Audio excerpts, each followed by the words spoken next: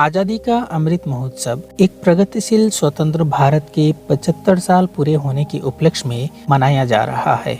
हर घर तिरंगा आज़ादी का अमृत महोत्सव के तत्वावधान में लोगों को तिरंगा घर लाने और भारत की आज़ादी के 75वीं साल पर इसे 13 अगस्त से 15 अगस्त तक नागरिकों को अपने घरों में राष्ट्रीय ध्वज फहराने के लिए प्रोत्साहित करने के लिए एक अभियान है। भारत का राष्ट्रीय ध्वज भारत के लोगों की आशाओं और आकांक्षाओं का एक प्रतिरूप है और ये राष्ट्रीय गौरव का प्रतीक है। भारतीय राष्ट्रीय ध्वज को इसके वर्तमान स्वरूप में 22 जुलाई 1947 को आयोजित भारतीय संविधान सभा की बैठक के दौरान अपनाया गया था, जो 15 अगस्त 1947 को अंग्रेजों से भारत की स्वतंत्रता के कुछ ही दिन पूर्व की गई थी।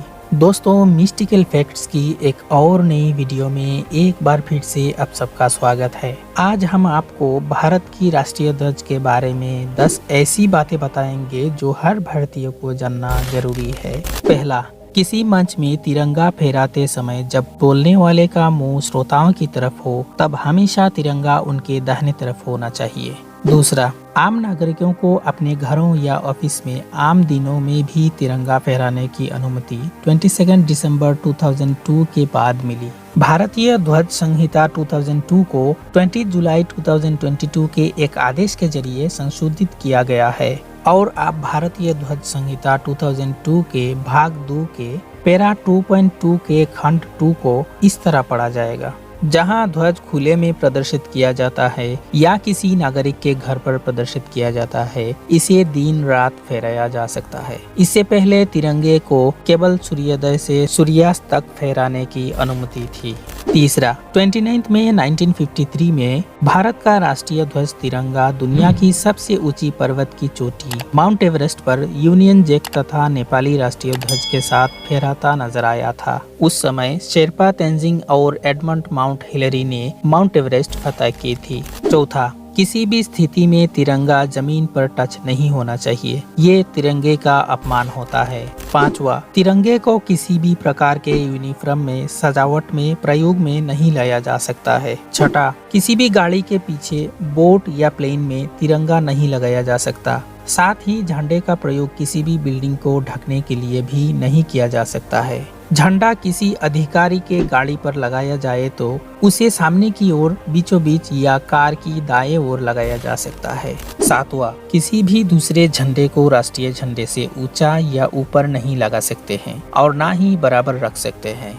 आठवां, तिरंगा हमेशा कॉटन, सिल्क या फिर खादी का ही होना चाहिए। प्लास्टिक का झंडा बनाने की मनाही है। कर्नाटक में हुबली शहर के बेंगेरी इलाके में स्थित कर्नाटक खादी ग्रामोद्योग संयुक्त संघ यानी KKGSS तिरंगा बनाता है। KKGSS खादी और ग्रामोद्योग आयोग द्वारा सर्टिफाइड देश की एकमात्र authorised national flag manufacturing unit है, यानी केवल इसी यूनिट को देश में आधिकारिक रूप से तिरंगा बनाने का हक हासिल है। इसे हुबली यूनिट भी कहा जाता है। नौवां, तिरंगे का निर्माण हमेशा रेक्टेंगल शेप में ही होगा, जिसका अनुपात 3:2 होना चाहिए, जबकि अशोक चक्र का कोई माप तय नहीं है, सिर्फ इसमें 24 तिल्लियां होनी आवश्यक है। 10वां, तिरंगे का अपमान ना हो इसलिए इसे फहराने के कुछ नियम बनाए गए हैं, जिसे फ्लैग कोड ऑफ इंडिया कहते हैं, जिसका पालन सभी भारतीयों को करना अनिवार्य है। वही इन नियमों का उल्लंघन करने वालों को कानूनी कार्रवाई का भी सामना करना पड़ सकता है और जेल के भी सजा हो सकती है। दोस्तों, आजादी का अमृत महोत्सव में शामिल होते हुए 13 अगस्त से 15 अगस्त तक हर एक भारतीय अपने घर में इन सभी नियमों का पालन करते हुए तिरंगा जरूर फहराइए और गर्व से बोलिए हम भारतीय हैं। दोस्तों, वीडियो कैसा लगा कमेंट सेक्शन में जरूर लिखिए। अपने दोस्तों और रिश्तेदारों से शेयर करिए। आज के लिए बस इतना ही। मिलते हैं मिस्टिकल फैक्ट्स की एक और नई इन्फॉर्मेटिव वीडियो के साथ। जय हिंद।